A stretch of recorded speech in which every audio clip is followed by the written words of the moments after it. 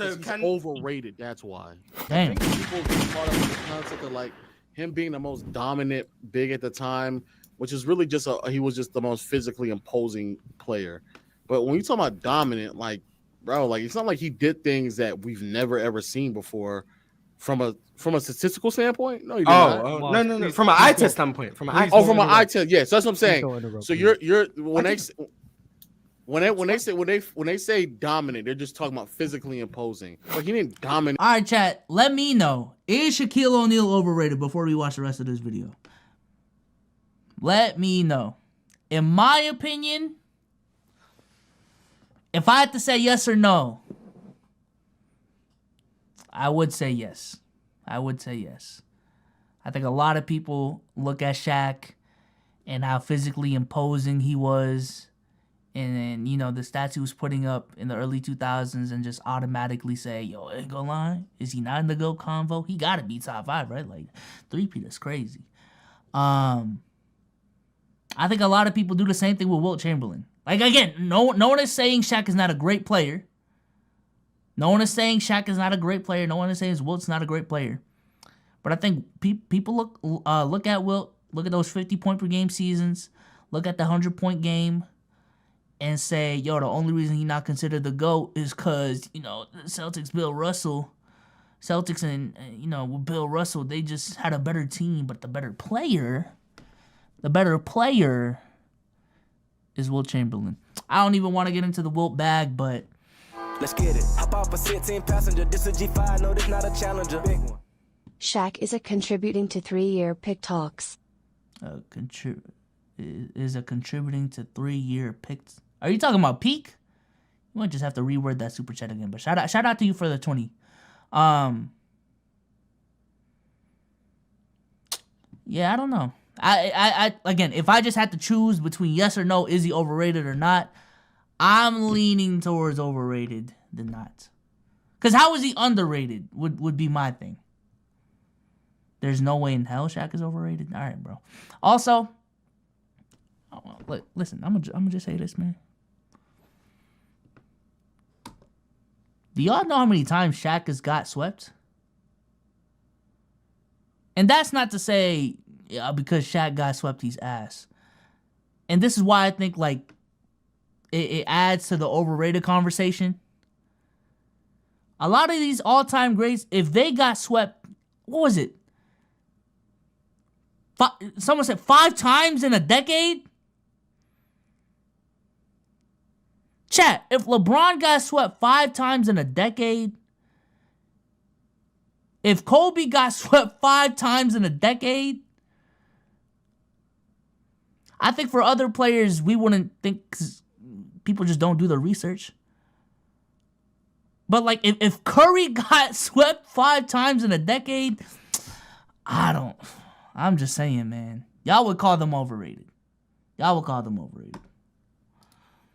the boards. He really didn't even dominate scoring unless it was like some egregiously bad center on the opposing side. Hakeem Olajuwon averaging 33 points on Shaq in the finals is better than him putting 35 points on Todd McCullough. As dominant as a scorer Shaq was, Hakeem, his highs are like 2 points under him. And also Hakeem is a better rebounder, defender as well. Hakeem had to go through a way tougher postseason run with less help. And in the process, he matched up against way better centers in the process. If you go back and you look at Shaq, especially what y'all determine winning bias, bro, every single time Shaq, not every single time, except for really one time, but Shaq used to routinely get outplayed by opposing bigs in the postseason. And even when he did win sometimes, his performances didn't look that great. And then especially against David Robinson, go back and go look at what he did against San Antonio Spurs in 99 and in 2002. He saw significant drops in both points and field goal percentage. Hakeem Olajuwon did not play with Kobe. He did not play with Wade. He did not play with Penny Hardaway. He didn't play with any of those players. And yet, for whatever reason, Hakeem Olajuwon was able to accomplish what he accomplished, and is just an overall better player, more impactful. Everything being overrated is just, again, based off of what people rate you, right? Mm-hmm. So it's not necessarily saying he's bad or good. It's just that if people have him over Hakeem, I would have to ask why. And every single time, or just in general, if people have him because let's exclusively talk about Shaq. Shaq defensively is not as good as a lot of players that we have in the top 10. But chat, that's what I'm saying too. Again, no, please, for the love of fucking God, no one is saying Shaq is a bad player. He is still an all-time great player. He is still top 10 in a lot of players' books. He is top 10 in my book. All right? But y'all should just hear the arguments that people have when defending Shaquille O'Neal. It's, yo, MJ might be the greatest, but Shaq is the most dominant. And then when we ask you what defines most dominant, a lot of the words that y'all use is like physically imposing. If that's the case, what was the whole point of you even bringing up most dominant? Like, who the fuck is gonna sit here and say, hey, MJ's the greatest, but Shaq's the most physically... Like, who cares, bruh? Damn. Were you more effective than this player or not? Were you better than this player or not? He's not as you want to say before we cut on, like, you want to say, hey, Mike's the GOAT. Let's get it. Shout out to Daniel Samia for the $5. But like, you want to say, hey, MJ's the GOAT, but De'Aaron Fox is the fastest. Like, what the fuck? You want to do that? Daniel Sama for $5 started watching you and Sage, and now you're my favorite YouTuber. I watch every vid that drops on your channel and the Souls and Sage channel. Love, appreciate it. His impact outside of what, like Magic and Bird. He's in the bottom 5. He's in the bottom category. He's in the bottom part of the defense. Okay. The amount of success, Shaq wasn't really reaching extremely high levels of success until Kobe Bryant emerged as like a transcendent player himself. He outside of records with the Lakers, and then he went to the finals with the Magic too. Yeah, but these are all, again, it had to be somebody else had to reach. If you count success, wait, you told me, Yoki, I don't care about accolades, so you saying you count success as him winning the championships? He win the I know, I'm getting. That was a successful team with the Lakers. They had winning records, and he made it to the finals with the Atlanta. Yeah, but I'm gauging this off of how other people would rate him. They rate him based off of these championships. They rate him based off of these numbers. They rate him. People just go off of Shaq. Shaq could have subpar first, second, third round performances, and nobody cares because they specifically go off of what he produced in the finals. And what I'm saying is, when he dominates Rick Smits or he dominates Todd McCullough, yeah, it looks great when you do that. What's more impressive is what a player like Hakeem had to do when the competition is much more stiff. I swear there was a clip where Rasheed Wallace talking about being Shaq out to the mid-range. I meant peak. Gang, I ain't gonna lie. You just need to slow down, type out what you're gonna say, and just read it. Like, just read it before you press it. But appreciate it, King John, for another 20. I swear there was a clip of Rasheed Wallace talking about beating Shaq out to the mid-range. Yeah, I don't know about that clip. But I do know, and Jack, I might correct me if I'm wrong, like, Shaq's weakness on defense is getting cooked in the pick and roll, like in space specifically. So it's much more impressive on what Kobe had to do, especially in the second in 09 and 2010, when the competition is much more stiff. It's much more difficult to do what LeBron had to do in 2016 and other postseason runs. What Shaq did, albeit great and fantastic, but when people start putting him in top 5 conversations and you ask them why, they're immediately going to reference what he did in the finals, and you're like, oh, he dominated Todd McCullough. Why is that moving you like that? That makes no sense. Why you but like when I said earlier, when I attacked Jokic for going against a Golden State team that said they were Steve Kerr comes out and says they were making him a playmaker, making him a scorer and not a playmaker, and not letting him score, but not focusing on stopping him from scoring. When I talk about him going against the Portland Trail Blazers against Nurkic and Covington as their front line, you don't have that same level of disrespect for competition. I've questioned Jokic's competition before the playoffs even began, and people thought I was crazy. My I don't think AD was top for really for Jokic. He's not big enough. He's not big enough. Right. But how can you call him for that, Tyson, to answer your question, the comp is there, but I would not insert somebody in a top 5 conversation. Okay. Because it's because they're putting him that high up.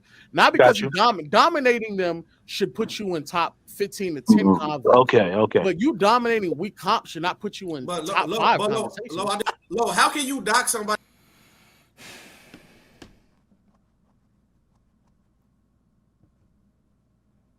Legend. Where's this energy for Tim Duncan? Huh? You thought it was over? Well, hey, this is... Chat, y'all don't want to hear my is Tim Duncan overrated take. We don't ever talk about the weak finals comp with Tim Duncan, though.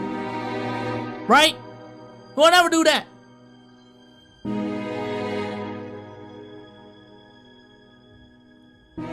We don't ever do that. We'll never talk about Tim Duncan dominating the 2007 Cavs and how weak that was, right? I need that shit to be longer, man. I ain't gonna lie.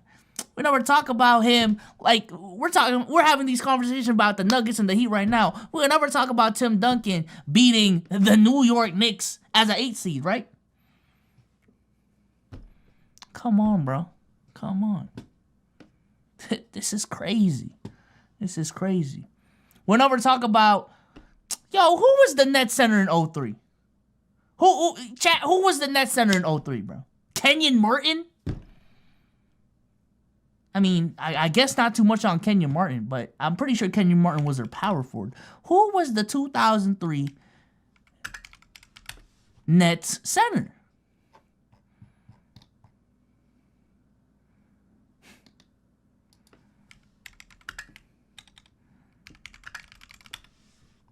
Who was it, bruh? Let me look this up.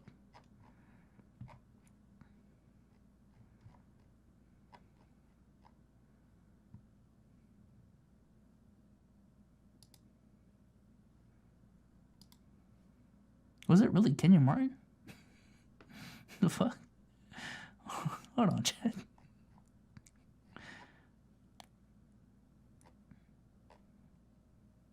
Was it it wasn't Dikembe Mutombo. Hell no. He played.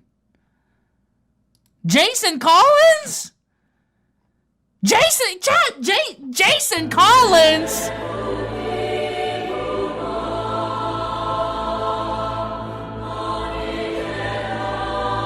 Hey, chat, ain't no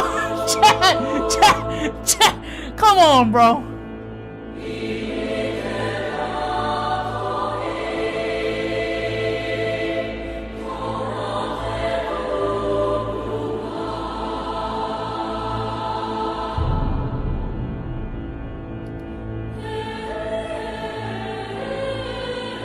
This guy?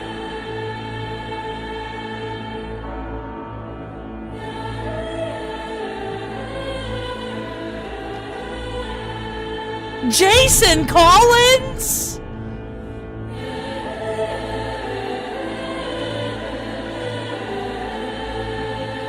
And this was about Shaq, but this is what I'm talking about with Timothy, man. Y'all don't ever want to pod with Timmy though.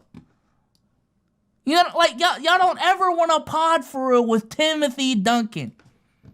You know, it's always about Shaq. It's always about the Hakeems. It's always about the Kobe's and what they didn't do and the flaws in their resume. But y'all don't ever want to talk about Timothy.